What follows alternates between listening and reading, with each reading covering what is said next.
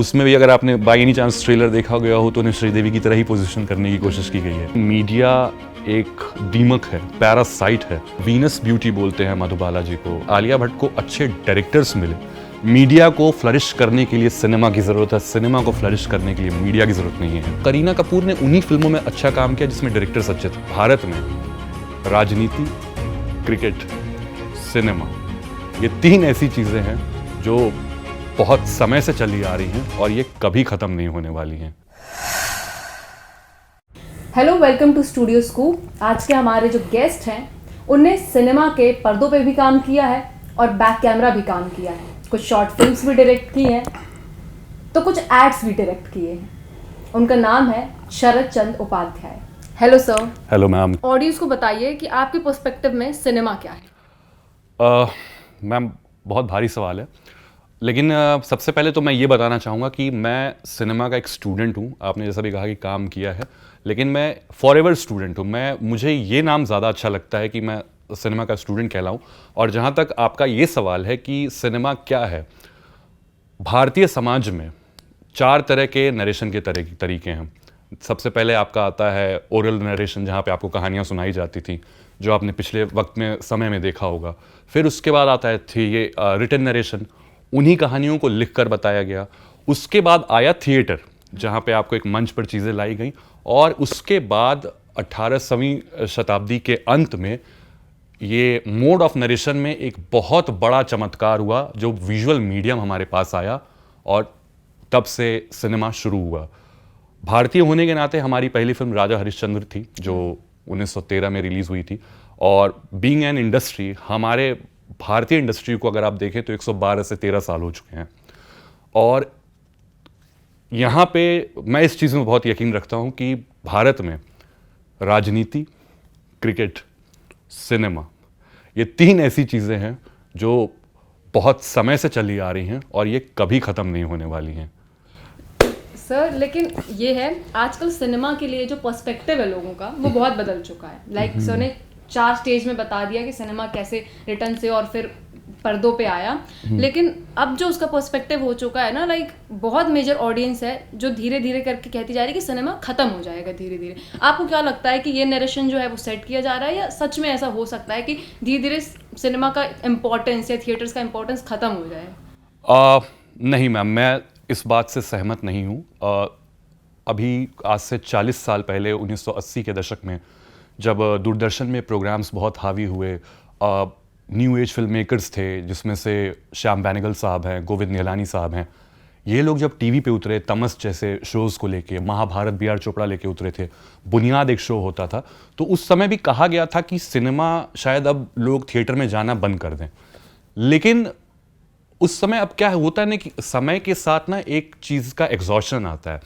तो कहानियाँ तो चल रही थी, लेकिन अब उस कहानी से लोग थोड़े से ऊब गए थे।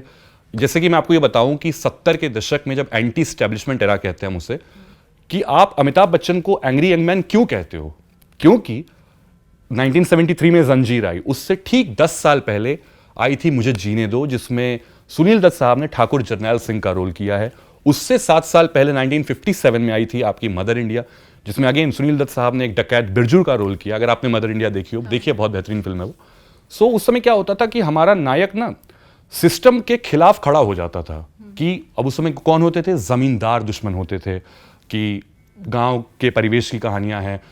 1973 आते आते हमारा वही हीरो अब पढ़ा लिखा था, वो शहर का था, वो जानता था, चीजें समझता था, इवोल्यूशन हुआ। अब वो शहर आके जब उसको पता चला कि करप्शन में तो मेरा काम नहीं चल पाएगा, तो जो सिस्टम के खिलाफ खड़ा था वो सिस्टम के सामने खड़ा हो गया। दैट वाज इंस्पेक्टर विजय इन जंजीर। अब ये कहानियां जब खिंची हैं तो 1980 के दशक में बहुत बड़े सुपरस्टार्स आए, इवन जो आज तक चल रहे हैं। श्रीदेवी साहिबा उस वहाँ की हैं, माधुरी दीक्षित वहाँ की हैं, अनिल कपूर, संजय दत्त, सनी देओल का भी आपने रिसेंटली कम बैक देखा होगा। बट कहीं ना कहानियों में एक सरता सी हो गई थी, और उसी को ब्रेक करने के लिए, जैसे आप 70-80 के दशक में अगर आपने देखा हो तो फैक्ट्रीज में वर्कर्स आपको दिखते थे, स्मगलर्स दिखते थे, डॉन में सोने के बिस्किट स्मगल हो रहे हैं। लेकिन अब दौर बदल गया था। तो 90 के दशक में जैसे ही कंप्यूटर आया, आप उसको जहाँ तक मुझे याद है, मैंने आखिरी जो आपकी फैक्ट्री वाली फिल्म देखी है वो लाडला है, जिसमें श्रीदेवी हैं। आई होप वो उनका डायलॉग बहुत फेमस आपको याद होगा, अंडरस्टैंड यू बेटर अंडरस्टैंड, ठीक है। उसी वक्त पे 1993 में एक फिल्म थी राजू बन गया जेंटलमैन, जिसमें शाहरुख खान साहब थे, और वो क्या थे, वो बेसिकली एक एमएनसी में काम कर रहे थे। तो पहली बार आपको फिल्म में दिखता है कि ओह मल्टीनेशनल कॉर्पोरेशंस, ये सब होता है। तो ये जो वक्त हुआ, तो समय 5-6 साल या 8 साल इंडस्ट्री को वो दौर समझने में लगे, लेकिन वहाँ पे बहुत अच्छे अच्छे फिल्म मेकर्स भी आ गए थे। मुकुल आनंद साहब थे, जिन्होंने आज हम अग्निपथ उस समय की फ्लॉप फिल्म है, लेकिन आज हम उसे कल्ट मानते हैं। स्कारफेस का वो रीमेक कही जाती है, लेकिन मुझे ऐसा लगता है कि एक कहानी अगर आप दिखा रहे हो, अगर आपने उसके परिवेश के साथ उसको अच्छा बनाया है, जो आपकी अग्निपथ थी, टॉनी मोंटाना के सामने आपका विजय दीनानाथ चौहान जब मांडवा के लिए लड़ने के लिए खड़ा होता है, बहुत मजा आता है। तो यही वो वक्त अभी भी चल रहा है, इवॉल्विंग स्टेज पे है, बहुत जल्द वापसी करेंगे और बहुत अच्छी होगी। सिनेमा कभी खत्म नहीं होने वाला मैम, आप बस इतना समझ लीजिए। सर मेरा अगला सवाल इसी से जुड़ा होगा, जैसे आज़ादी के बाद हमने देखा सिनेमा को एक गोल्डन पीरियड कहा जाता था, गोल्डन एरा, हाँ। गोल्डन एरा कहा जाता था, क्योंकि उस समय ऐसे ऐसे एक्ट्रेस, ऐसे ऐसे एक्टर उभर के भी आए थे। मधुबाला उनमें से बहुत फेमस नाम है। उसके बाद कुछ सालों बाद माधुरी दीक्षित, विद्या बालन, रेखा, ये सब आई।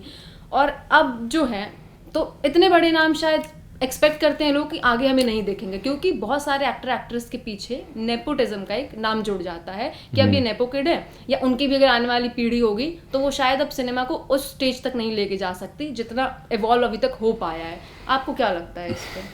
मैम बहुत थोड़ा फैला हुआ सवाल है, मैं आपको ऐसे बता देता हूँ। आप पर्टिकुलरली एक्ट्रेसेस की ही बात कर रही हैं अभी, या एक्टर भी चलेंगे? एक्टर ठीक है। देखिए, नेपोटिज्म जो है ना, मतलब पहली बात तो बहुत मीडिया ओरिएंटेड टर्म है। अगर 1987 में मैं अमजद खान साहब का एक इंटरव्यू देख रहा था, और उन्होंने उसमें कहा था कि मीडिया एक दीमक है, पैरासाइट है। मीडिया को फ्लरिश करने के लिए सिनेमा की ज़रूरत है, सिनेमा को फ्लरिश करने के लिए मीडिया की ज़रूरत नहीं है। और उन्होंने ये भी कहा था कि हम एक रिफ्लेक्शन है, जो वहाँ है वही हम दिख रहे हैं, we are not the image, मतलब दैट इज सिनेमा। सो जो आप ये टर्म्स की बात कर रही हैं, वीनस ब्यूटी बोलते हैं मधुबाला जी को, बहुत मधुबाला जी हो गई, उसके बाद उसी ज़माने की नूतन हैं, उसके बाद वहीदा रहमान साहिबा हैं, हेमा मालिनी, जीनत अमान, परवीन बाबी, माला सिन्हा, आशा पारेख, और फिर आप ये सब आप 70 तक गए हो, फिर 80 के दशक में आपके पास Sridevi, Madhuri Dixit, Meenakshi Seshadri, one of the biggest talents, ठीक है, ये लोग हैं। 90s में आप माधुरी की बात, ऐश्वर्या राय, काजोल जैसे लोग हैं। ये मैम देखिए, पता है क्या, मैं इसमें बस एक बात मानूंगा ना, कि ये जितने भी नाम मैंने आपको पहले गिनवाए हैं, ये मुंबई के उस सर्किट के नहीं थे, सिवाय काजोल को छोड़ के। काजोल कम, जितने भी नाम मैंने अभी लिए, मतलब और भी होंगे, मतलब हो सकता है, रवीना टंडन का भी एक फिल्मी बैकग्राउंड है, जूही चावला, वो उनका फैशन का बैकग्राउंड है, ठीक है। तो कहीं ना कहीं एक तो जो चीज़ है कि जैसे आपने गोल्डन एरा से बात शुरू की, आज़ादी में के बाद जब लोग आए, पार्टीशन हुआ था, ये सब हुआ था, तो हर क्षेत्र से आपको दिखाई देते हैं कि लोग आके फिल्मों में काम कर रहे हैं।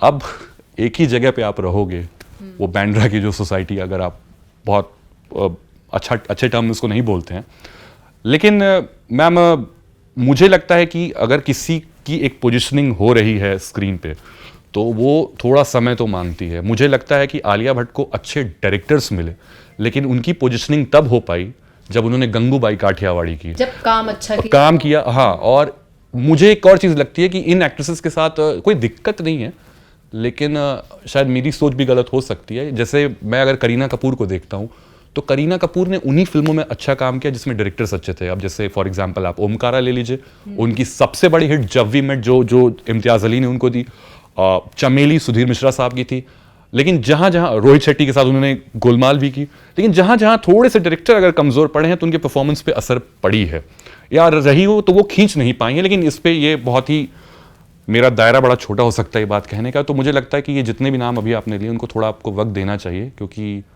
हाँ, कि हो सकता है कि वक्त के साथ वो खुद प्रूव कर दे। एग्जैक्टली, और थोड़ा सा इंडस्ट्री को और डाइवर्सिफाइड रखना चाहिए, उनकी चॉइसेस में वो दिखाई देगा। जानवी कपूर की मैंने ज़्यादा फिल्में तो नहीं देखी हैं, और इवन आज जब हम अभी ये इंटरव्यू कर रहे हैं तो एक परम सुंदरी करके उनकी आज ही फिल्म रिलीज हुई है, उसमें भी अगर आपने उसका, हाँ, उसमें भी अगर आपने बाई एनी चांस ट्रेलर देखा गया हो, तो उन्हें श्रीदेवी की तरह ही पोजीशन करने की कोशिश की गई है, वो मलयाली बोलते हुए। तो भाई साहब आपको पता है श्रीदेवी कितनी भाषाओं में फिल्म करती थी? आप बता दो sir please. Hindi, English, Kannada भी करती थी और तेलुगु, तमिल, ये सब मतलब साउथ इंडस्ट्री में भी उन्होंने अपना वो वहीं की थी। मतलब ये मेजर वो बिलोंग तो वहीं से करती हैं। आगे बढ़ते हुए ये कि मिसोजिनिस्ट कंटेंट पे आपका क्या ओपिनियन है? लाइक पहले हमने कबीर सिंह मूवी देखी जिसको प्यार भी बहुत मिला लेकिन पब्लिक से बैकलैश भी बहुत मिला कि अगर लड़की को थप्पड़ मार रहे हैं या उस पर लैंग्वेज कैसी यूज़ की जा रही है। उसके बाद अभी जो हमने देखा वो एनिमल थी कि एनिमल को प्यार तो बहुत मिला, उसका सेकंड पार्ट भी आने वाला है, लेकिन उसके साथ साथ एक तबका वो भी था सोसाइटी में जो उसका जो कंटेंट था, उसका जो वो था, उसको पसंद नहीं कर रहा था। तो ऐसी मूवीज में ऐसी चीजें दिखाना कहाँ तक सही है? मैम देखिए, सबसे अच्छी इस पूरे डिस्कशन में जो सबसे अच्छी बात है ना कि सिनेमा का ये असर है कि आप डायलॉग के लिए तो आते हैं।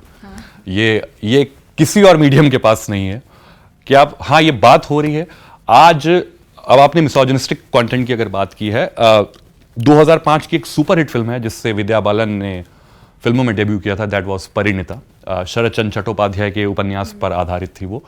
आज वो री रिलीज हुई है बाय द वे, आज ही के दिन जब हम ये इंटरव्यू कर रहे हैं। सो उसमें सैफ अली खान का किरदार का नाम शेखर था। तो उसमें एक रिव्यू में था कि विजुअली बहुत स्टनिंग फिल्म है, म्यूजिक वाइज बहुत आगे की फिल्म है, लेकिन वो जो टॉक्सिसिटी वाला एंगल था वो, मतलब अगर आप 1914 के एक उपन्यास से उठाकर एक बात फिल्म में डाली गई है, स्वर्गीय प्रदीप सरकार जी उसके निर्देशक थे उस फिल्म के, उनकी 2024 में मृत्यु हो गई।